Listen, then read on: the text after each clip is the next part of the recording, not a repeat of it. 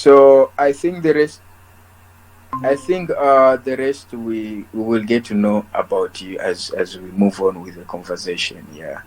So you have been a student and you studied in Uganda. And what did you do exactly? Which university was that?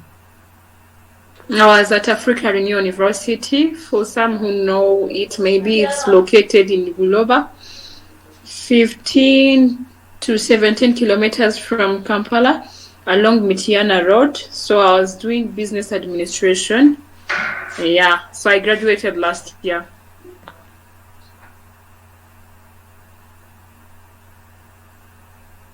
How was your graduation day? Exciting?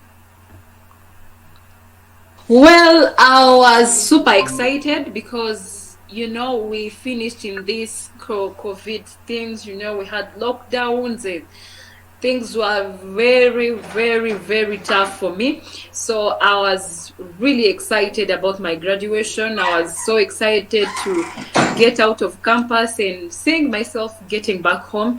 So on my graduation day, I was very excited. And I think that is like every other student. So today we are going to talk about life after campus. It is a season that many of us, it kind of catches us by surprise. And I think this is a very critical topic for many on this call. And, as you're finishing campus, a lot of expectations and then the reality of life. Let's just get started with that. Like, you are off campus, what were your expectations? And take us through the journey, like your expectations and then the reality you found about leaving campus and life giving you another test that probably you never expected or planned. Okay. Okay, so for me, the expectation actually did not start just after campus. It wasn't like from leaving campus, because since I was a little girl, from an early age, I loved school. Okay, and I was doing good at school, so I've never failed. I've never repeated a class, and I was doing good at school since I was a little girl. So for me, I definitely knew that when I'm going to finish with my studies, my expectation, I thought that many companies would be requesting me. I thought I was going to be needed on the work market. I actually never had myself, like, in my thought, seeing me looking for jobs. I thought jobs were going to look for me because I know how I was doing at school. Okay, so I think I was doing well, and I thought that probably they're going to look for me. But it's not what I found in the reality. So when I finished, I came back home, and no one was calling me. No one was calling me, and then I found myself in a situation where I had to start applying. So I started applying, and I knew that if I'm starting applying, so they will definitely call me. And yeah, I started, and in a very small company which was starting, and yeah, I did the interview and I got that job. So that was a first experience, just 3 to 4 weeks when I came back from campus. So I got that small job. It was a small company which was starting, and they got me. So I was like, it's okay, because I was working as a marketeer, and the salary would depend on how many clients I bring in. So as I know myself, I know that I'm good at marketing. So I knew that this is a good deal, because I know that I'm going to bring in customers and I'm going to be getting my money. Surprisingly, I was working, and I worked for 4 months, I think. 4 months, if I don't confuse myself. So for 4 months. And in the 4 months, I just got one customer. Just imagine. So I was confused. I was like, oh, what is this? I never knew that it was going to be like this. So that's where the confusion started in my life after the 4 months from there without getting any customers. Like, there is nothing which is as confusing as when you are in a situation where you're asking yourself, do I have to be patient here and keep on waiting, or do I have to give up? So I was now in that situation. 4 months, one customer. Can I still looking for customer and be patient, or can I just give up and think about other things? So I was totally confused from there to now. Yeah.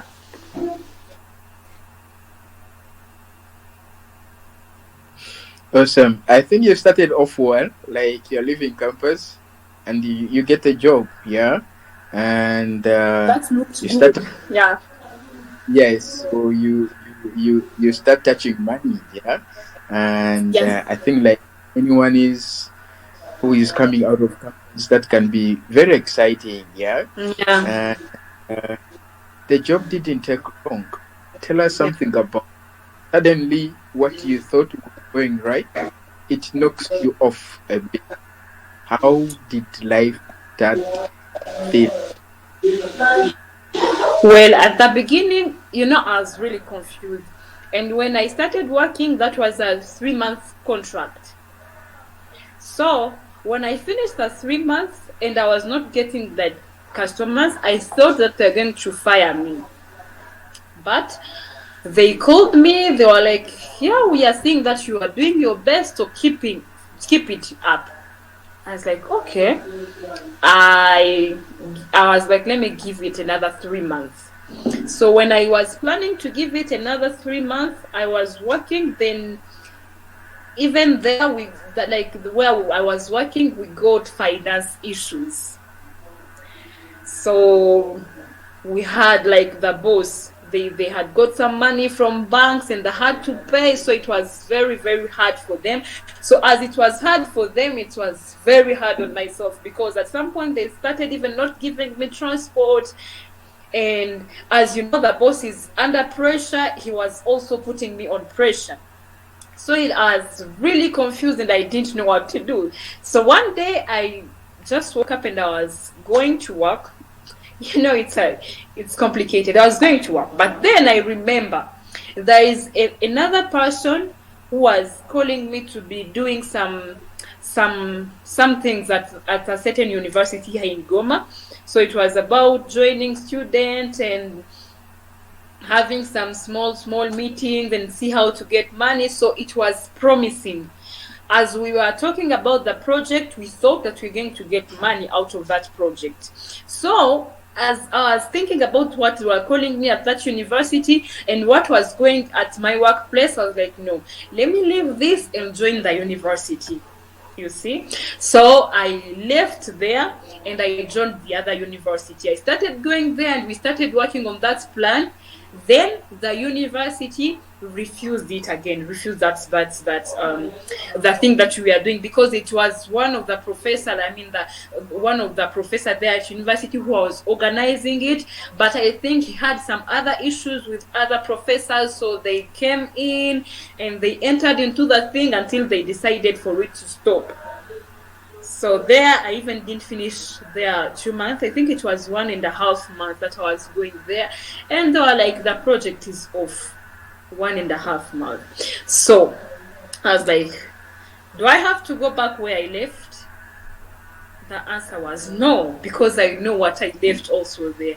So what do I have to do? Remember, at home, the young siblings, even the parents, they now know that I got a job. How am I going to explain them that I'm confused? The person who was super excited every morning going at work, now we start spending days at home, and confusion and depression can be seen on the face. So now I started looking like I'm depressed and stressed.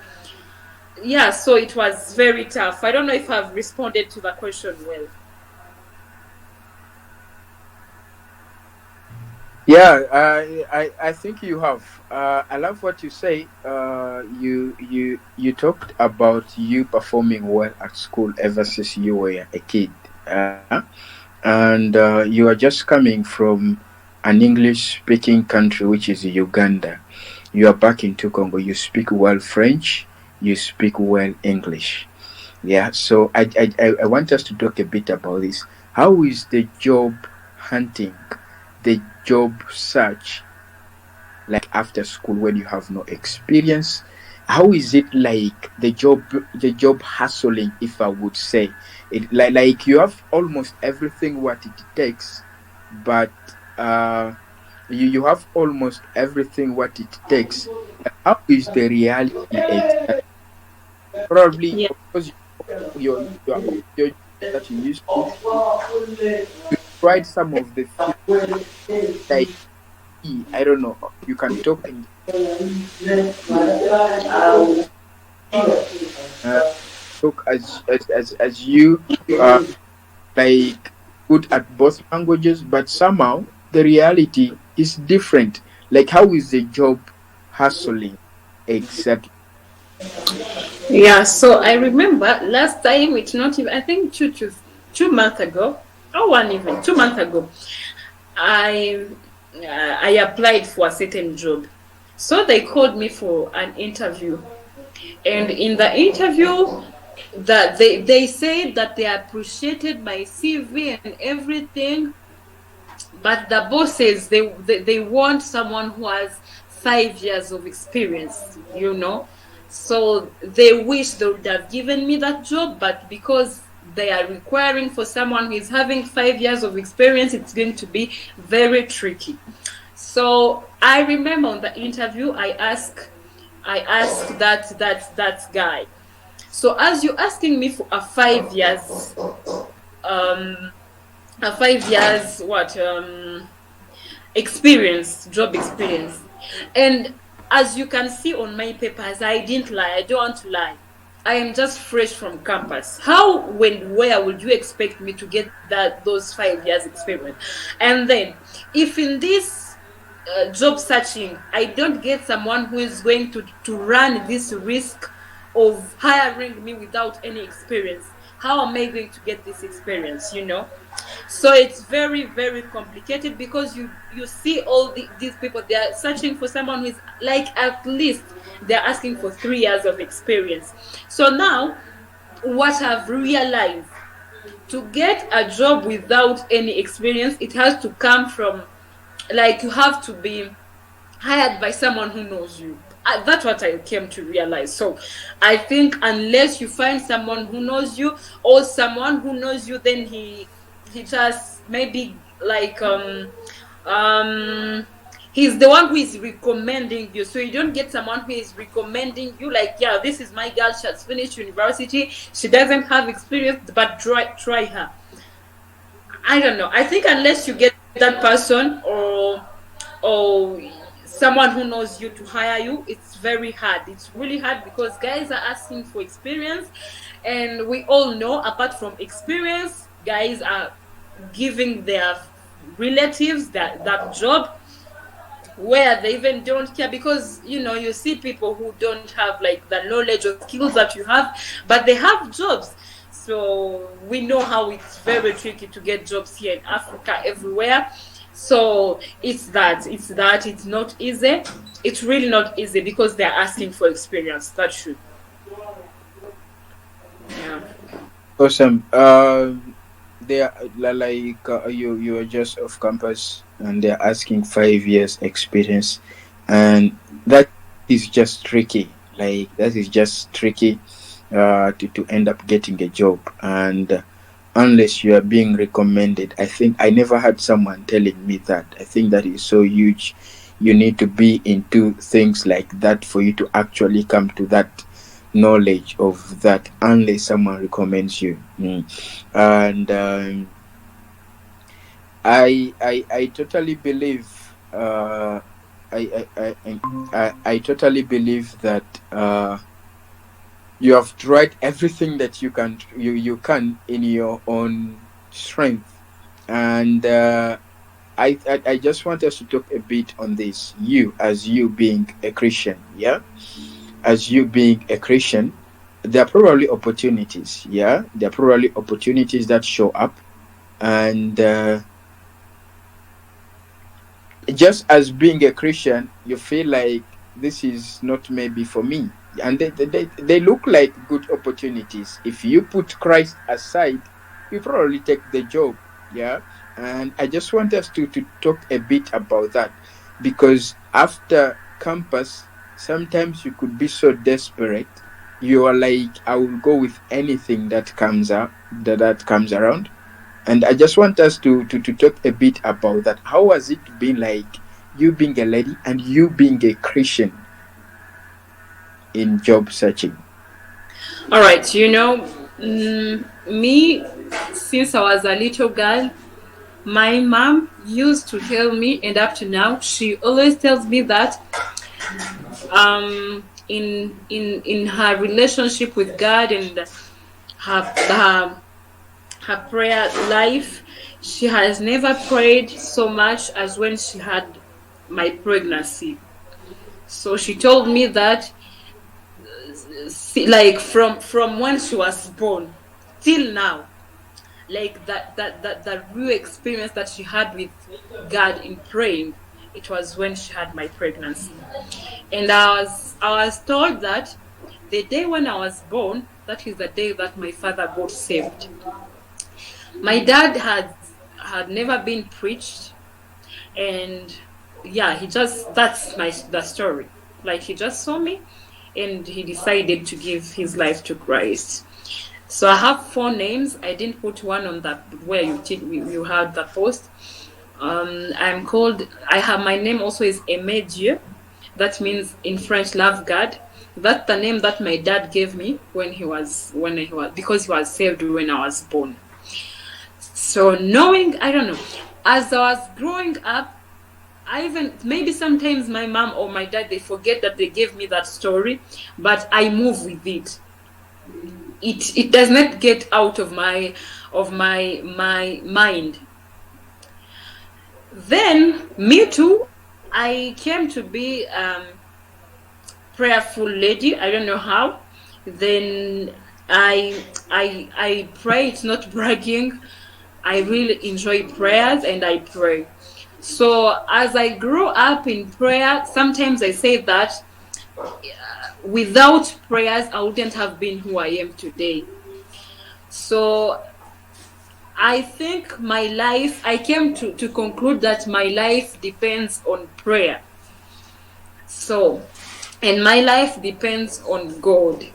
Yes, there are some things that you find other people are finding them normal, people are doing them and it does not ask them any effort to do them.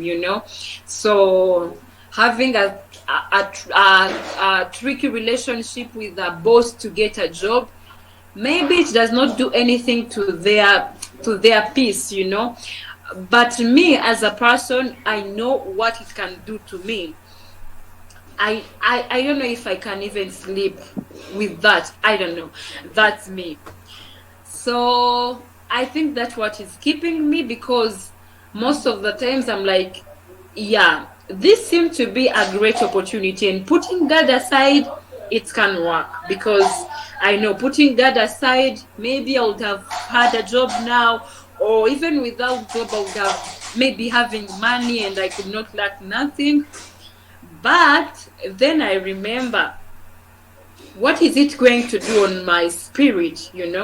Sometimes I just sit down and imagine it, and I feel like it can't give me joy, because I came to conclude that joy, anyway, it's not my conclusion, but it's the Bible.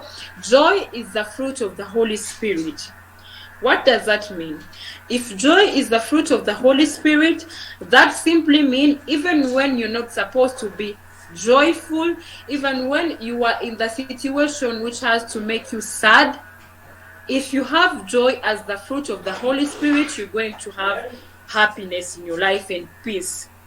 But then at some point, you might have everything that you think that this is everything that I needed to be happy.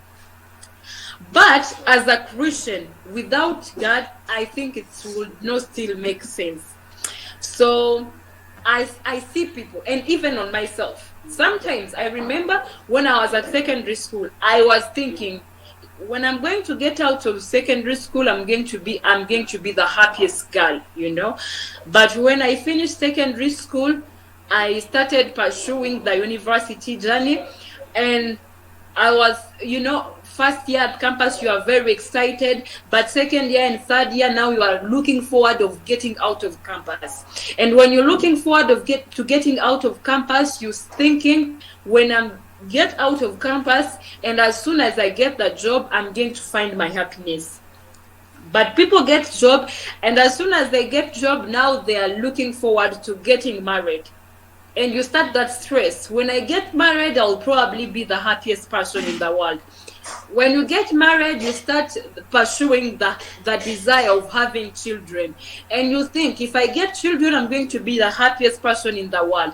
So when you get children, you start thinking about them being in the best school. If I put my children in those schools, then I'm going to, you know, as soon as you get something, you think about another thing. As soon as you, that's how I came to conclude that life is a series of problems.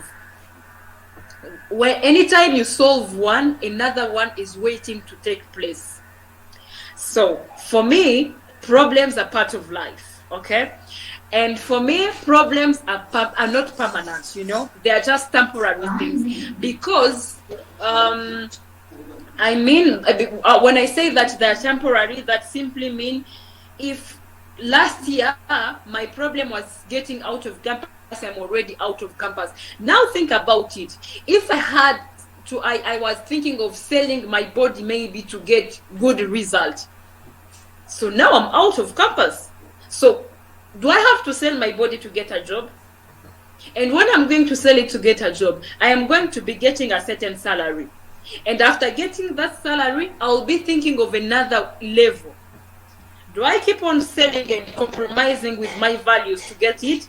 When I'm going to get it, still I'm going to need another thing. So for me, that does not make sense, because if I keep on compromising my values and maybe selling my body for things, I mean, my body and my system will be just demanding me for the same thing, and that does not make sense for me. Problems are part of life, and problems are not permanent. So for me, reaching a point of selling your dignity to solve a problem, it is a lack of understanding of what life is exactly.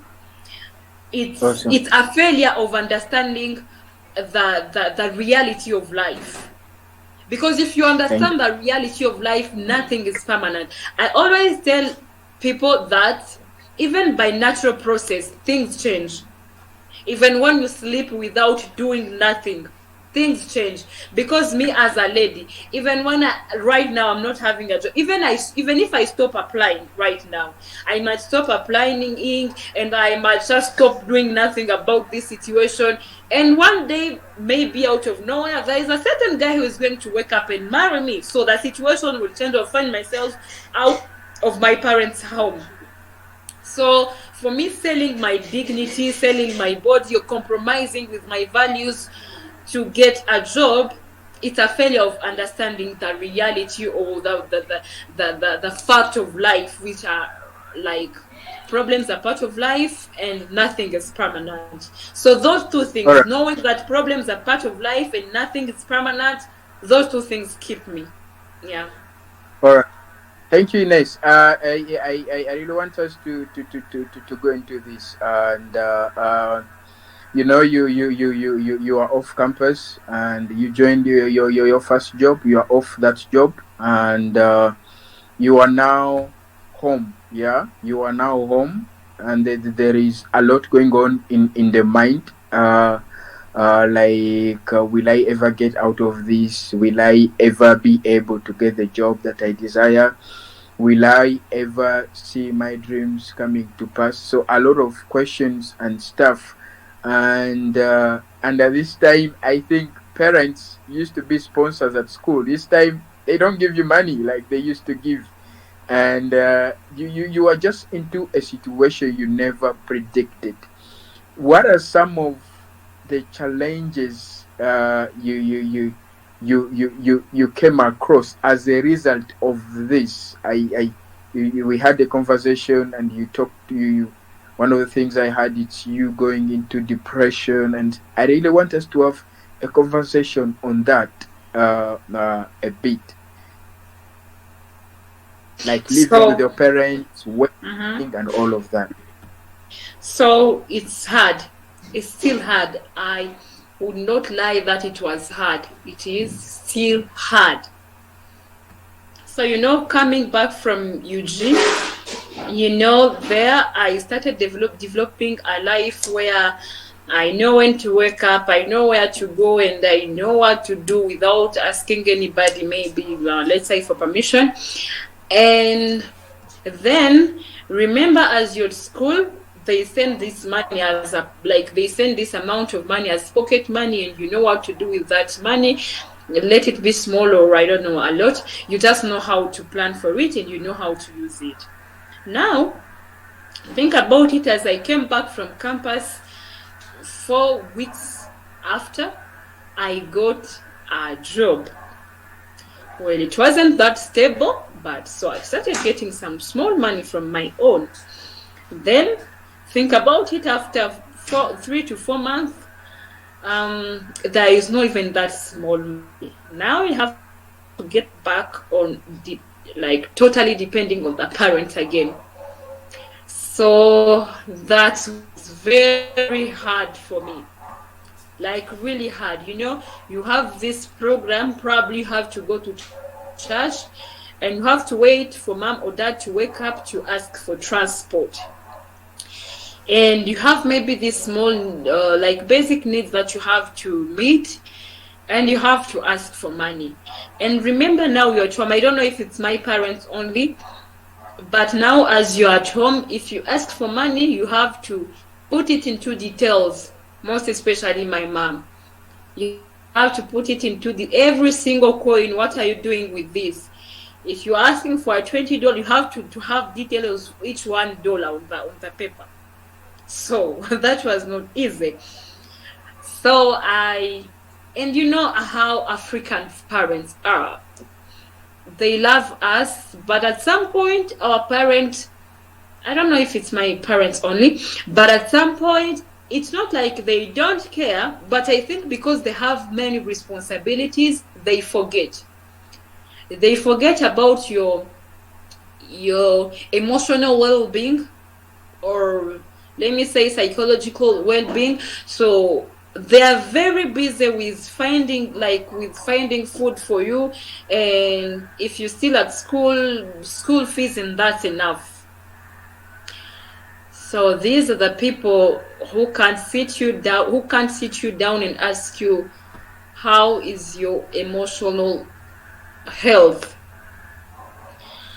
So yeah, I was under depression because I could have sleepless night.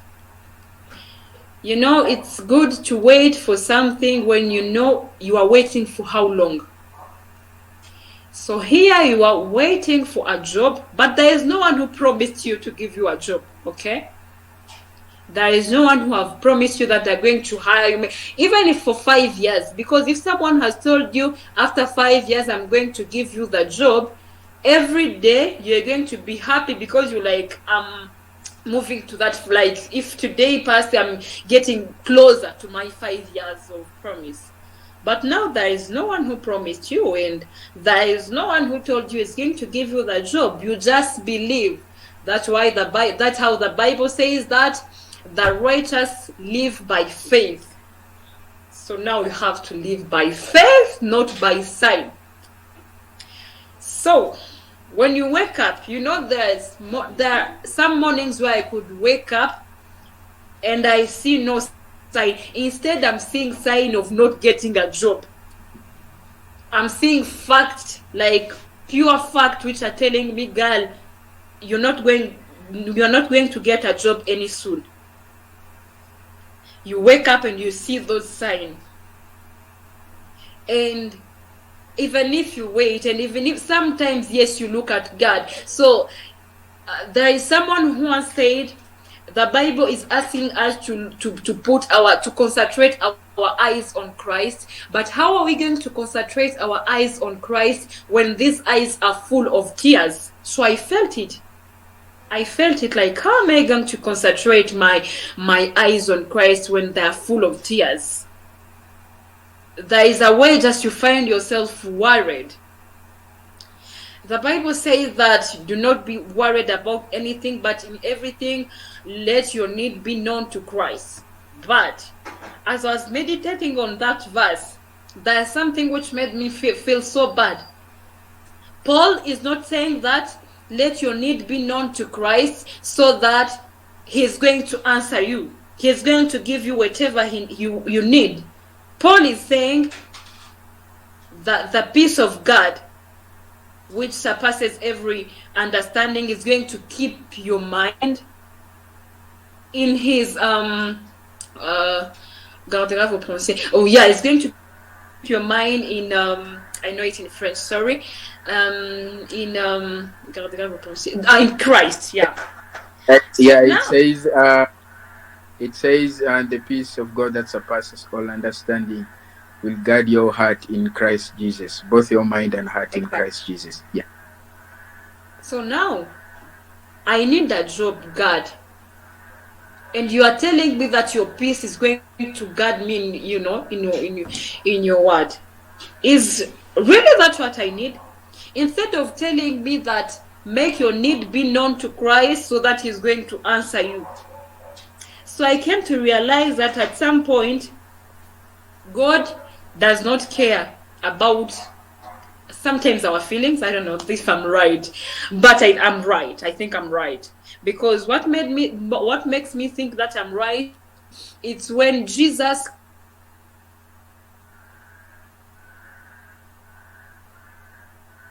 asking for the Father to remove that cup which was in front of him. So if that's what I always ask myself, if God would have followed the emotion of Jesus and remove that cup in front of him, what would have been our salvation? If God would have followed the emotion of Jesus. So I came to realize that sometimes our prayers are full of emotion, and yeah, it's true that when you're going through a lot, sometimes you don't believe, but I still believe that anything that is happening to us, God knows it and has a purpose behind it. So if he removed this cross, and for him it's where he's going to find his glory, where is he going to find his glory? So yes, I was under depression. I was really under depression, and I started failing praying. I could not pray at some point. Like, I could just find myself crying. And then one day I remember my parents sat me down, and they asked me, why are you not happy? Because the depression could be seen on my face. Why are you not happy? So for them, they started thinking that I'm starting comparing myself to other kids, and I'm starting comparing them to other parents, so that I'm starting feeling that they're not giving me what they were supposed to give me, but me, it was my own life. So now I felt like my parents, they even don't need to know what is going on in my heart. They just need to see their girl happy. That's all. So what did I have to do? I started pretending to make them feel happy. Though I was still under my depression, I started pretending that I was happy, so I could spend my mind. That was in March, April, and May. So surprisingly, in June, where I thought it was going to be very hard, because now I was thinking even that the year, like we are heading toward the end of the year, because now if we remain with 6 months, that means we are finishing. So I was thinking of this 2022, I'm doing nothing in the whole year. So I thought that June and July, the 2 months which were going to kill me. Surprisingly, in June, I got my happiness back. I got my peace. I got my joy. How did I get it? Nothing changed. I didn't get a job, and even up to now, I don't have a permanent job. I didn't get a job. There is nothing which changed. That I didn't have any sponsor who promised me to be sending me pocket money every end of the month. So life remained the same, but I got out of that depression. How did that happen? I started praying. I started believing. I started saying, God, you know what? I don't know what you're doing in my life, but I believe that you are with me. I believe that you know what is going on. I started declaring every day this verse which says that everything works for the good of those who love God. I started telling myself, I don't know how this is going to work out for my good, but I know that it is going to work out for my good. I don't know what you are trying to teach me, but just open my eyes. I started praying and asking God to open my spiritual eyes to see what was going on. I started asking God to talk to me and to tell me what was going on, because I wasn't understanding what was going on. Because I could see myself, I maybe have skills, capacity for getting a job, but I'm not getting a job. Then God started talking to me, and God started making understand that if I would have given you a job just when you are coming out of campus, just look at my relationship with you, girl. Was I going to be the same? I honestly Awesome. said no. I want us to I want us to talk about that specifically. Like, what was it like you going through what you went through with God? I want that to talk us to talk about that a little bit aside, and like few months, I would say you are busy complaining and stuff. You find yourself in depression, all this other stuff, and then later on, you start looking back and saying like, I think it is worth it, God's taking me through this. I want us to talk about that a little bit later on. I want to communicate something to the people who have joined. Probably if you joined probably late, and probably you could be having a question you wanted to ask the guest, and you found her in the middle of the conversation. And so feel free to type them in the comment, and I will definitely read that. And let me use this opportunity as well to welcome you guys. Ellen, you're welcome. Albert, you're welcome. Agre, you're welcome. Jeremy, it's good to have you, man. Jespa, I hope I've pronounced it well. And Fani Nabintu, I hope I've pronounced the names well as well. And you're welcome. Patience, Andrea, and who else? I think I have welcomed everyone. So, in case you have a question, just put it in the comment, yeah. And Ines, we have had a glimpse of the challenges that you have been through after campus, expectations you had before and within campus, about to leave campus. They didn't meet the realities that life has thrown at you, and you find yourself in a place you never expected, and it's a tough situation to be in. And we are used when you are growing up that study and school is everything and stuff, and no offense towards school, but then after school life just knocks you off balance. I really wanted to ask this: what has helped you, by the way, in the midst of all of this? You went to your first job, you are off, and you find yourself living with your parents. Now you depend on them as you, as everyone will want, like at this age, to be a blessing to their parents and stuff. I really want to ask this: what you to keep to keep going? You're into depression, you're out, because I believe on your own, probably I think you would have crashed. Yeah. So what has kept you alive, if I would say? Well, if I have to say it in one word, I'll just say God.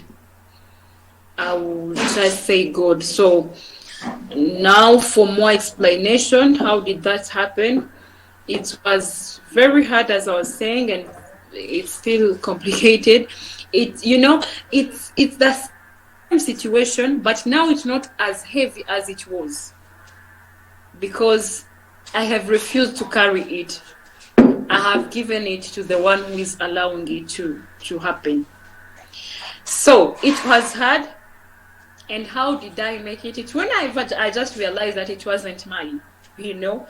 So I think I was just carrying things which were not mine. So I gave them to the one who is, So now I have came to a point where I tell God, I know what you are doing. I might not know properly what you are doing, but I know that it's for my good. And I know that you are more wiser than me, because at the beginning the depression came from the fact I am a person anyway. They call them overthinker. So I overthink. So what was making it very hard for me? It's me overthinking about it. Me wanting to get a solution as soon as I want. Me wanting to control everything. So that's what was making it hard. But now the situation is the same, and I could say that it's getting worse because as days are, as you keep on going and you keep on, you like, even today I applied and they didn't call me. Like now 2 weeks they haven't called me, so they are not going to call me. And I've applied somewhere too, and they haven't called me as well. So yeah, it's getting worse, but it's not that heavy, and I'll say that it's good. And that I came to realize that we are youth, and I think we are at the, I think it's true, we are in the stage of our lives where we need God the most. We need God every day, but I think right now we need God the most. So we have got to surround our everything to God, or else we will crash. We have got to surround our everything to God. Without that, we are going to crash. So I think we are in this stage of our lives where we really need God the most. Because now, I don't know if it's me only, even put aside the question of finishing with campus and everything, it's now that I'm finding myself like knowing my passion. So it's not even a question of just wanting to get money, but it's also a question of getting an orientation to my passion. I want to live my passion now. I want to get money. I want to get it in my passion, in the world of my passion. So remember also the world that we are living in. There is a book that I once read. It's called Think Like a Monk. I don't know if there's someone who has ever read it. And the author was explaining that at some point in his culture and his where he was staying, you had only 3 choices in life. If you are not a doctor, you are a lawyer. If you are not a lawyer and a doctor, you are a failure. So those were the 3 things. If you don't want to be a lawyer, you have to be a doctor, or else you are a failure. So yes, in life and in our society, sometimes, like most of the times, most especially in this social media world, they come and they present us images of success. If you don't look like so and so, you are a failure. If you don't have an iPhone 13 Pro Max, you are a failure. If you don't have a car, you are a failure. So now there are 2 things which are taking place. It's okay, because there is nothing bad with a society which is trying to show us the image of success. There is nothing bad with that. And we want to meet those standards. There is nothing even with wanting to meet those standards. But sometimes, and I think that is one of the problems I had, you want to satisfy your family, you want to satisfy the society, but on the other side, God is expecting a lot from you. It even happens with us serving God. Because, when I was like in looking for a job, also having money, you have 2 hours. That was I was thinking. If I have money and if I get my own car, I will be able to go in at church early. I'll be able to be helping people. That is serving God. But I came to realize that most of the times God does not even want us as servants. He wants us as friends. He first wants us into his presence before serving him. Okay, so one of my problems, when what makes it easy, it's when I started focusing on God and what God wants from me. So I came to realize that God, at some point, that's me. What God wants from me might not even be what the society is expecting from me. So sometimes what is stressing us a lot is trying to meet these standards of the society. Getting out of campus and not having a job. Thank, You know, thank you, Ines. yeah. I want us to talk about this, and probably there is someone who is joining in probably for the very first time, probably wondering what is going on here exactly. Yeah. So this is, let's talk about it. It's simply a community committed to helping young people do well in life by creating a safe space for real life conversations from different experienced individuals. Yeah. So we this take place every second Thursday and the last Thursday of the month, and where we just talk about life. And today we are talking about life after campus. Next week we'll talk about sex. We have a couple coming over, a very young couple, and both experience on dating as well as on marriage. It's going to be awesome. And so probably you are here, and you could be wondering what's going on. So that's basically that is going on. You have an opportunity to ask. Just put it in the chat, and I will be able to read it for our guest. Probably the question normally have after campus, but I think we can relate in one way or another with this story, even if it's not you being after campus. Probably you're in transition, and probably you are in a waiting area. Probably you're believing God for a promise and it's not coming to pass. Ines shared something very powerful. There is a huge difference, the difference that takes place, a huge turn when you bring God into your brokenness. Yeah, you start appreciating everything instead of complaining, and that was powerful. And as we begin to land the plane, as we begin to bring this to a close, I want us to talk about this.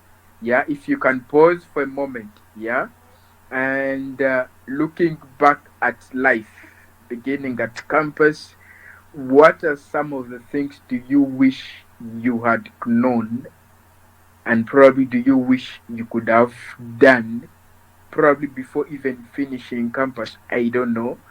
The things you wish, like, if I could revise or rewind a bit my life, I think these are some of the things I could be doing. Yeah. And I want us to be our next conversation for the few minutes that are remaining. Yeah. And if this is your first time to be here, by the way, we are on social media platforms. Just look for Let's Talk About It Community on Facebook, on Twitter, on Instagram, and even on YouTube. You can catch this conversation on our YouTube channel as soon as it ends in the upcoming days, so that you catch up on where you missed out. And you can join the link. There is a link appearing in the chat where you can join our WhatsApp group as well and be able not to miss on anything. Anyway, yeah, so Ines, let's dive into this. What are some of the things do you wish you had known about all of the things life after campus? Anyway, that's an interesting question. The things that I wish I would have known, first of all, I wish that I would have got time to think about life after campus before joining campus. I don't know if that makes sense. I wish.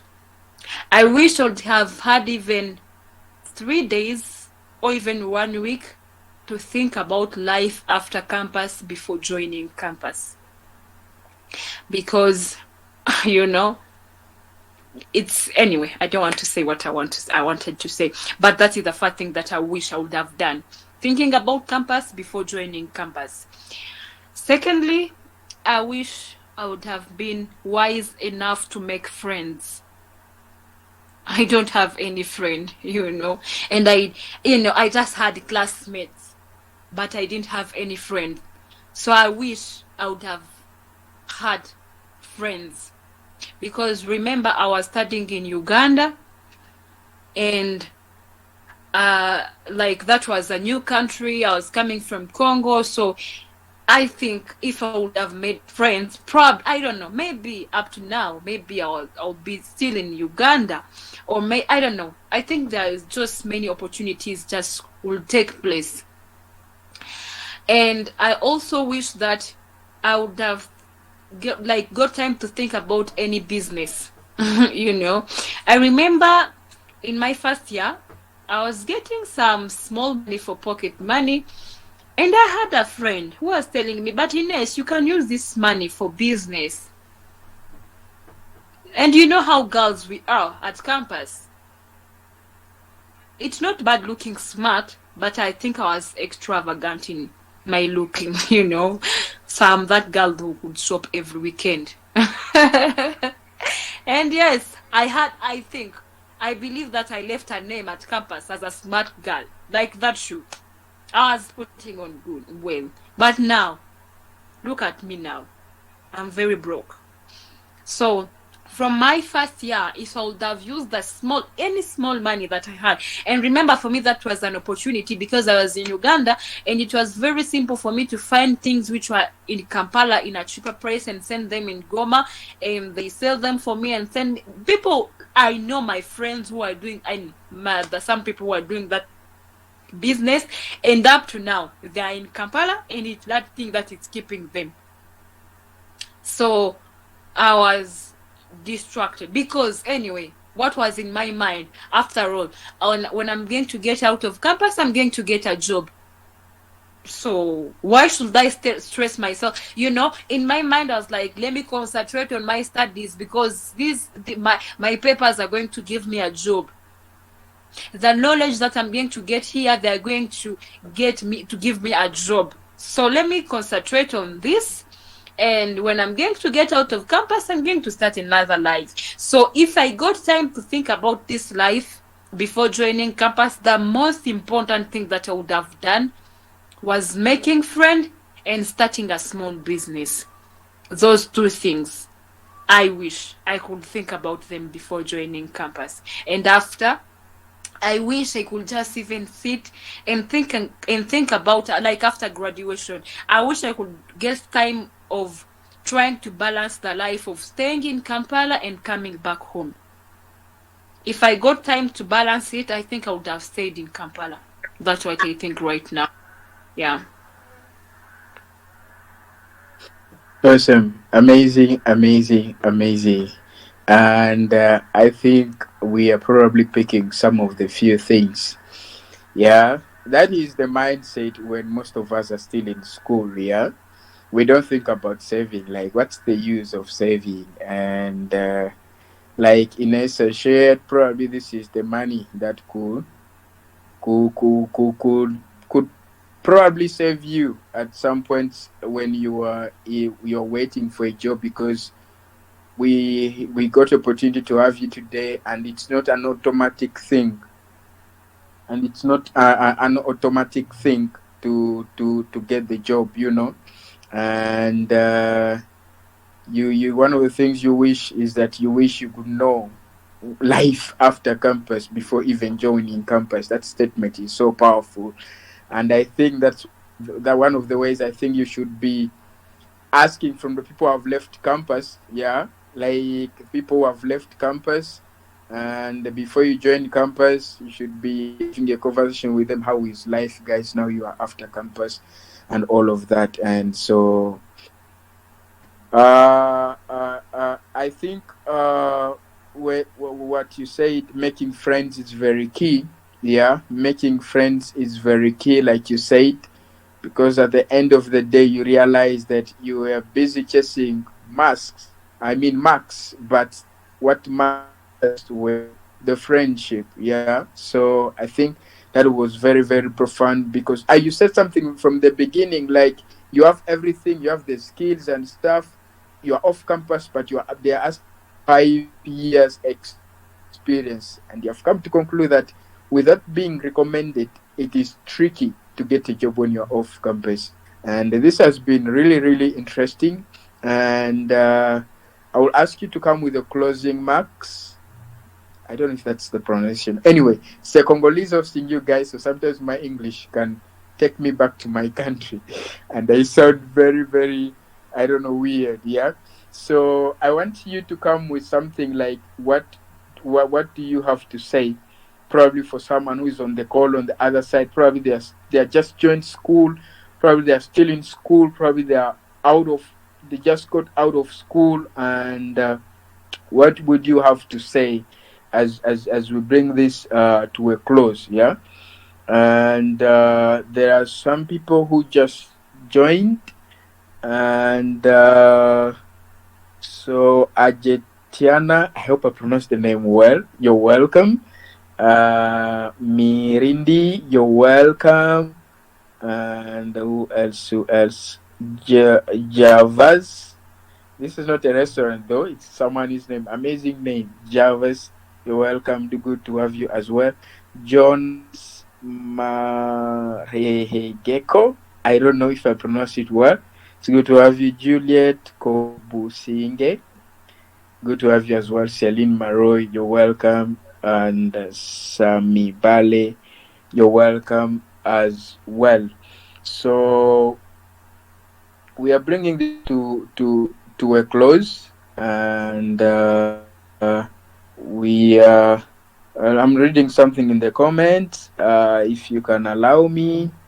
Hello, dear family. I'm Jonas MB, and I'm glad to be here with all of us. Thank you so much, Jonas. It's good to have you. There is one of the things I've been intentional. This is Jeremy. One of the things I've been intentional about is that in preparation for the life after campus is increasing my social capital, learning skills in relation to the career I'm interested in, surrounding myself with the like-minded people, and also getting mentors. Getting mentors has really helped me very much. Last but not least, exploration as much as possible to find oneself. So to find Jeremy himself, I always love trying out new experience because you never know what you might discover about yourself. That is a powerful statement, Jeremy. So Ines, we're coming back to you, and as we bring Mirindi, hello guys. I'm really sorry I have to join an online class. See you next time. Okay. There are some people who joined in late, and so we are almost closing up. It was a good ride with Ines, sharing from her heart and experience when it comes to life after campus. Probably you picked some of the few things. So, or maybe you want to say something. This is open to everyone.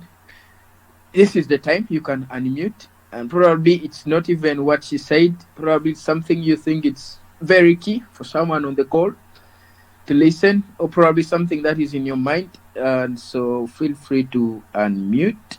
Everyone, this is for everyone.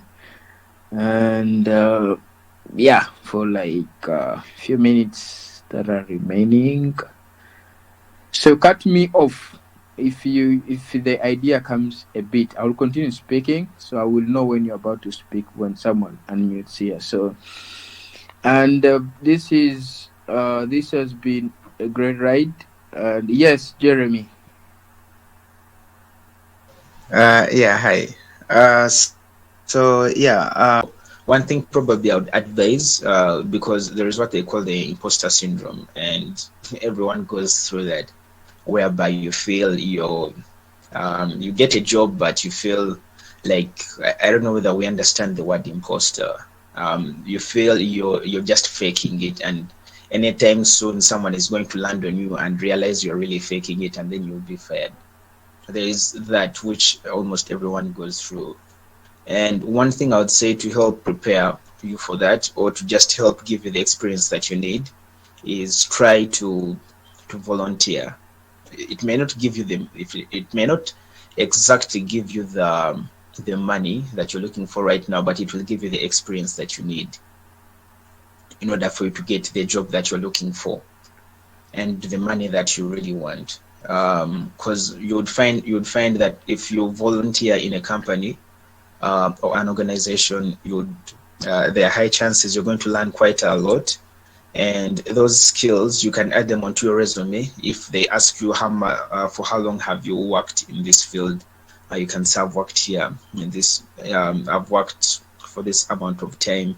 It helps you kill that, and it also if the company actually sees that you're actually good and they pick interest in you, and then they're obviously going to retain you, and before you know it, you've actually gotten a job and you're being paid.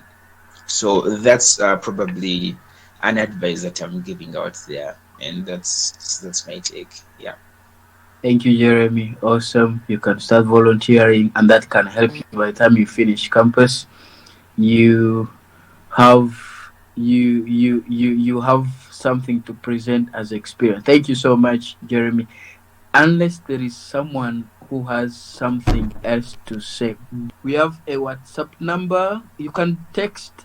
You can write to us. You can react to any of our stuff on all social media platforms. I'll help you get into our WhatsApp number, because probably you're in a place where you never thought you could be. You're wondering, where is God? Yeah, probably you're a place where you have been waiting and waiting, and probably you feel depressed and about to fall apart. And I want to encourage you that God is in control, and so stay encouraged through these conversations. God didn't bring you this far to let you figure out the rest on your own. Yeah, what He started, He will finish. The best are yet to come, and if it's God's plan, then it is His timing here. So stay encouraged. God hasn't given up on you, so don't you give up on Him. So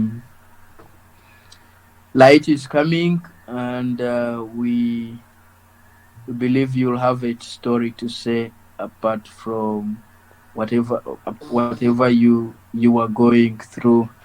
Would like to appreciate Ines for being here, just sharing your story with us. This has been really helpful. Thank you for your honesty. Thank you for your vulnerability. Thank you for sharing from your heart.